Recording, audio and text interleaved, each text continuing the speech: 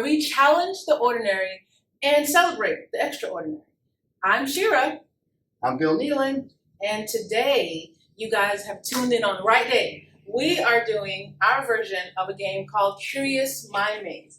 And this game simply is we shake this container up, and Bill's going to stick his pretty little angelic fingers in here, pull a question out, and I'm going to answer the questions. Now, if you guys want to be interactive and play along with us, answer the questions in the comments, and we would love to hear your questions. And maybe we'll do them next week on the show.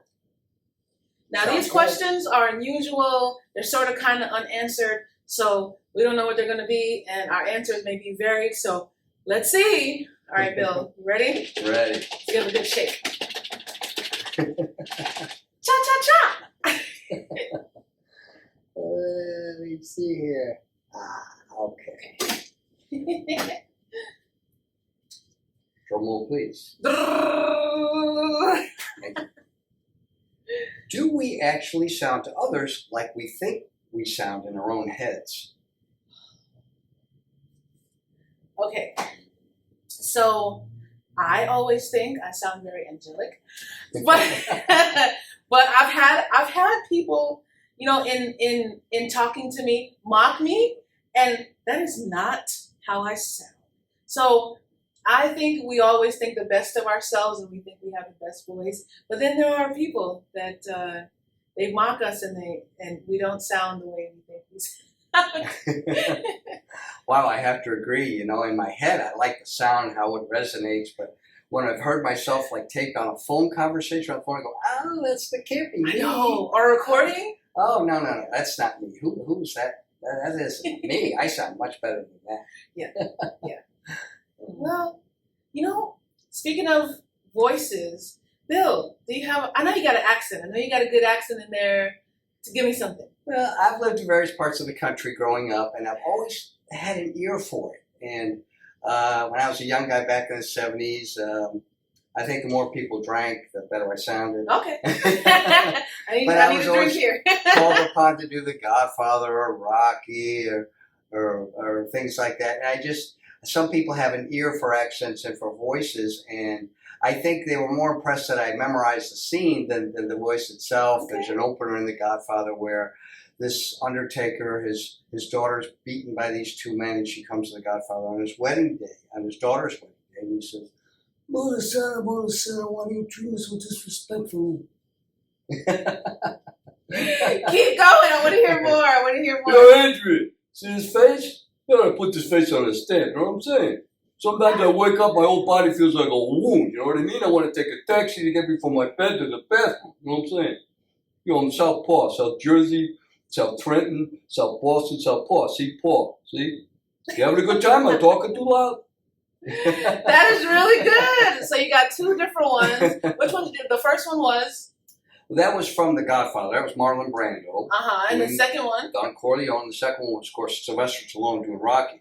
Really good. Very good. I can but imagine. being from Ireland, I have that natural ear for my home country coming from Ireland, and I can put that on any time, It's not a problem for me at all. But Shera, I bet you could do some. Okay, so I play around with this Southern accent, and her name is Jolene, and she has a dog named Trixie, Bill, and I just love to be on this show and sit in front of these lights and just look all pretty, you know what I mean? Well, where are you from, Jolene? Well, I'm from south of Texas.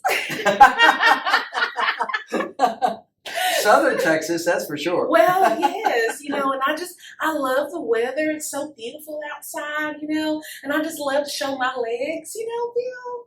Are all the women in South Texas as beautiful as you, Jolene? No, not really. It's just me. I bet they're humbler, though. It's just me. It's just me. I'm the most prettiest one there. Just a little. I play around with that here and there. That's really good. You have an ear for it. Thank you. I love the accent. I really, really, really do.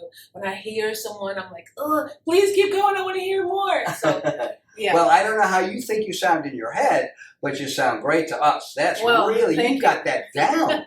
And again, you have to have that ear. It's not just the accent itself, but the way you draw it out and the cadence with which you speak. That's all part of the act, you know, that's all part of it. It's slow. But you take on a persona. That's what's funny. That's what's... You know what I think? When you do an accent, you have to. You there's no way you can just sit and just, hi, I'm Jolene. You know, you have to, hi, I'm Jolene. You know, you have to move and get into the character and live the character in order to do the accent. But now I think it's your shake. Ah, okay. Next question. Let's see if we can top that one. Don't know. Let's see. So we'll have Shera do it. Ask me the question in an accent. Let's see, folks. All right now. There we go. Oh my God.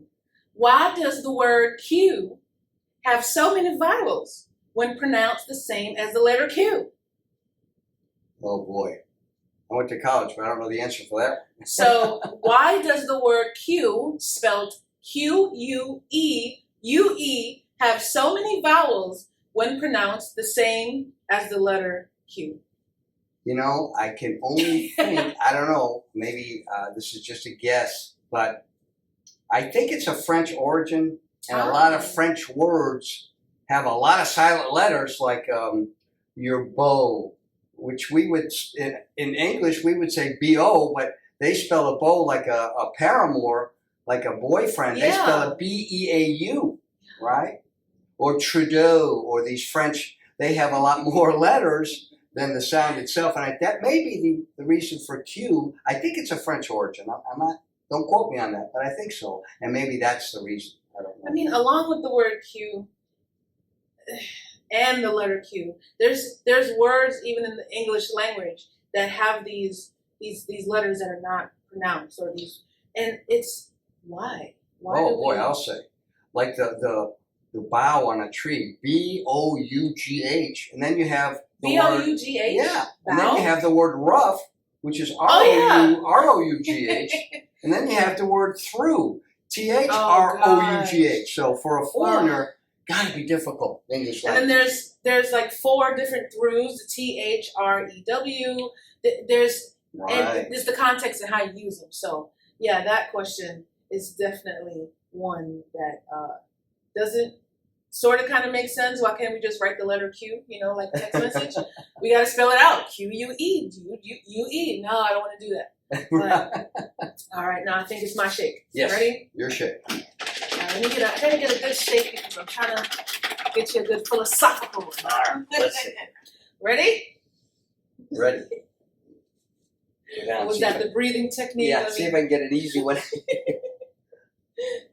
right, it's tiny, so it might be a good one. Okay. Okay, let's see. Good things come in small packages, Well, they say. Okay. Where does a thought go when it's forgotten?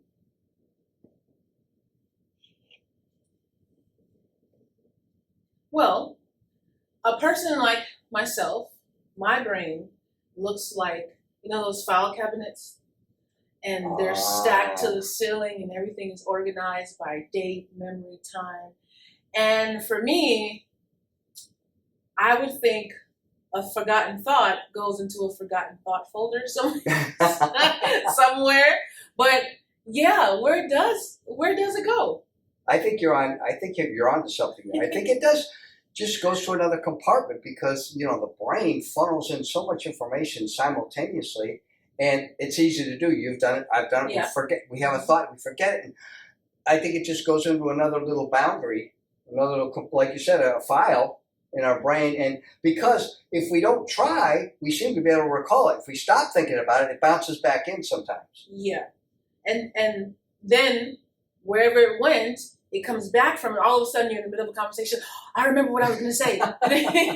It's so funny how the brain works, but that's a really good question. And I don't think we will ever really have a answer to, but that's a good answer. Yeah, maybe I think we just get distracted for the moment. Yeah. And that's happened to me. Have you ever thought to yourself that on a grocery list, there's only 3 things that I know I need. And the moment you go into Walmart you shop and pick everything else up, and I know I'm forgetting something. Then as soon as you get home, you look at the list. It's nothing that you wrote down. It happens all the time. So I'm having to constantly put it in my phone. Make sure you get these 3 things. Memory. And the one you forget's the one you really went there for. Exactly. Yeah. Memory. All right, your shake. Okay, this is fun. All right, let's see. I'm looking for a double fold. All right. I'm Okay. bound to get a good Didn't one know now. the old man could do that, did you? Okay.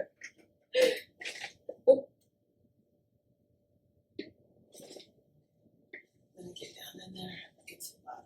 Get to the bottom of this. All right. And it's a double fold, so it looks like it's gonna be a good. Okay. Gonna be a good one. Ah, why do we call the day before Christmas Christmas Eve? That's a good one. Yeah. I know the word isn't just used for Christmas, but eve, the eve of an event is always the day before. Yeah. You're right. Where did it come from? You know, I would like to think that things really aren't as complicated as we think they are. Like sometimes we think they put a lot of thought into it, and maybe they're just like, let's just call it Christmas Eve because it's Christmas. Yeah. Tomorrow's Christmas is the Eve. Why not? I think maybe that's where it came from. Yeah, pretty simple. Yeah. Yeah. Yeah. Why not? Exactly. Exactly right. Okay. Do we have time for one more? Sure. Let's see. Trying to get all the ones from the bottom to the top. I see some double folds in here. That means there's some big, long ones that we didn't get. Okay. Cha cha cha! I don't know where that came from. I just love doing it. Were you a Spanish dancer at one time? You know what? I might be was a flamenco dancer Yeah. Well, I think of you with a fruit bowl on your head. with the little clamp thing. That's your next impression. How about?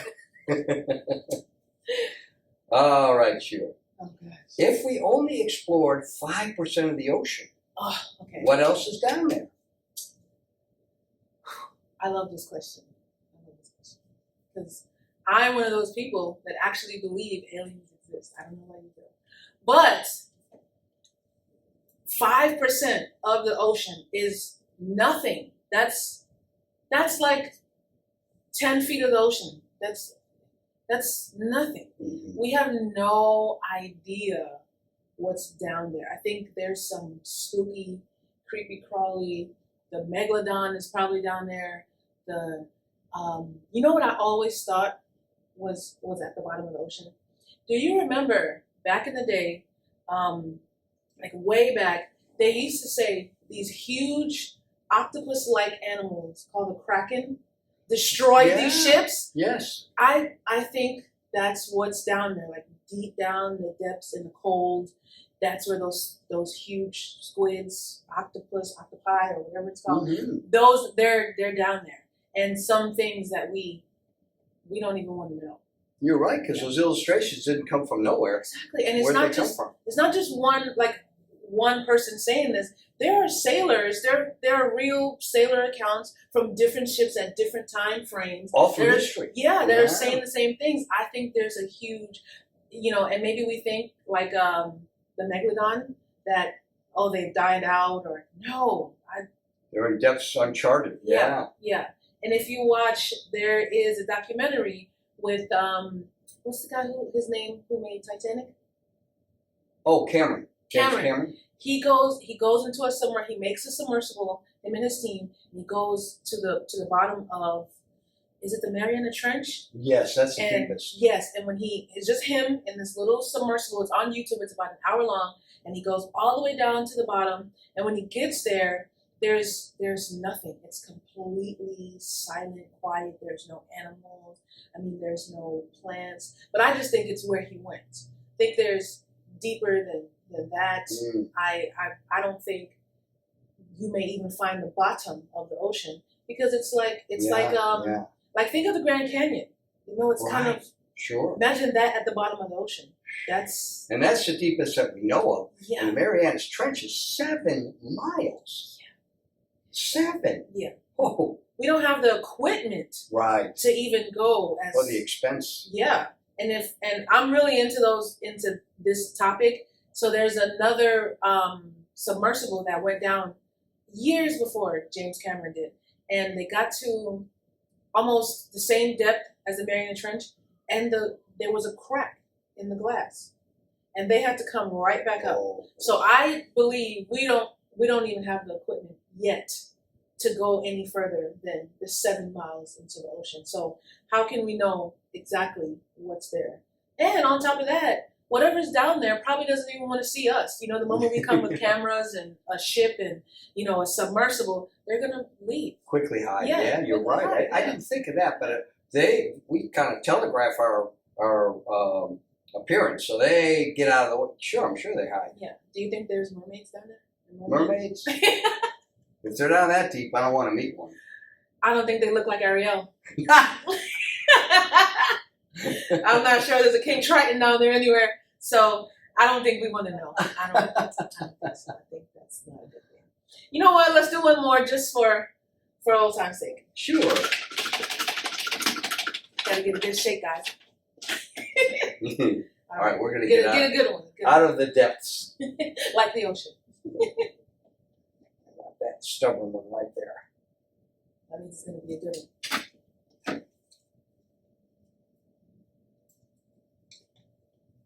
Oh. Oh. Okay, I want to Okay. guess. Let me guess what it is. What topic? People. People? Rude people?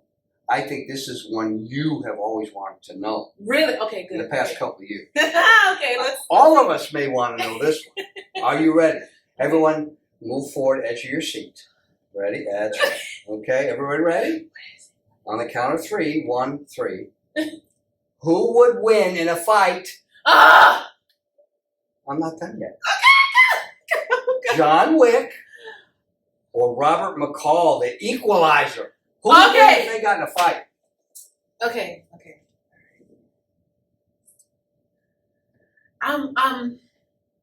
I'm gonna say John Wick. I'm gonna say John Wick. Cause he's fallen off buildings, he's got run over by cars and trucks, and he's still alive, and he's an animal lover. Okay, he loves dogs like myself. I'm on team John Wick. Yeah, he's pretty indestructible. Boy, that's for sure. I gotta go with McCall. I like it here. You understand me? I like it here. No one's gonna take me from this place. These people are good here. You know, I love Robert McCall. I think Okay. and gosh, nobody's usually been able, I mean, John Wick gets hurt a lot and he rises back up. Nobody's been able to seem to hurt McCall, you know? Although he did get shot, didn't he, in the newest one? Yeah, he did. But you know, in a fight, hardly anybody can even hit him. He's so fast. But so is John Wick. That would be the fight of the century.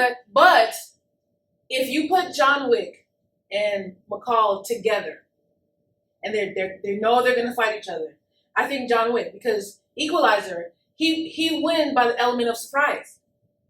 He takes you by the element of surprise. He does. That's true. And That's you true. have with them going face to face, and they know they're gonna fight each other. I mean, John Wick, he can withstand a lot. Yeah, he can withstand a lot. He's got a lot of moves. He's fast. Mhm. You know, and he's just fast. And I think with Robert, his strength is the element of surprise. He's quick. Well, but on one hand, on the other hand, Okay. he goes 9 seconds. I'm gonna give you 9 seconds. What kind of watch is that? okay. And he's so quick. Now, okay, Wick can't shoot him. Okay, John Wick shoots a lot of people. He kills a lot of people. Right. And McCall, you know, he's good with a knife. You know, the But he Equalizer. have to get close to John Wick to do that. That's true. Yeah, and That's John Wick true. is fast. He is fast. He is fast. That would be the fight of the century. And the Equalizer's older. Yeah. He's an old Equalizer. Yeah. You know, John Wick is younger. So are we talking about Equalizer, you know, the very first Equalizer or the third Equalizer? Because the third Equalizer, he's getting up there. That's true. You know, That's true. Now, if he was asked, I think, if John Wick was asked, would you like to fight the Equalizer, he might go, yeah, I'm back. I need a gun. What if I have a front row seat to that? It's a good matchup.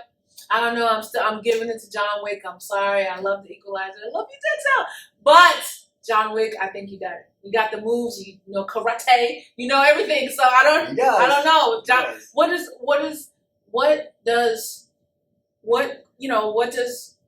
the Equalizer? I mean, he's so fast. He is. He just disables people. He takes the guns away from them.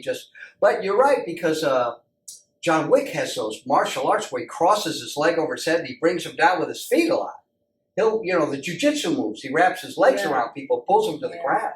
Yeah. McCall doesn't do that. He's just so lightning fast. But it would be quite a fight. Yeah. Wow. Still, again, the element of surprise, because he gives you those 9 seconds, but you're like, you're not even thinking about that. What he's going to do. What he's going to do. And he also analyzes the room. He knows what he's going to use. He knows, what he's going to go for. Whereas you're just sitting there, you don't know. But I think face to face, if they know they're going to fight each other, I think John Wick has it just on the martial arts, just on being quick. And if we take weapons away, I still think John Wick has it. There's an old saying I like. Sometimes old age and treachery overcomes youth and skill. Well, that's true. that. I'd like to see it. Yeah, all right. Well, I guess we're not going to agree on that one. But you know what, guys? This has been a wonderful, wonderful episode of Curious Mind Maze. Now, I know that last question we're going to fight about in the comments. So I want to see what you guys think. Now, if you are Team Shera with the John Wick, let me know. And if you're Team Bill with the Equalizer, let Bill know. But we will definitely read your comments next week. And we will see you guys next week. And thank you for watching A Dose of Uncommon. See you soon. Bye.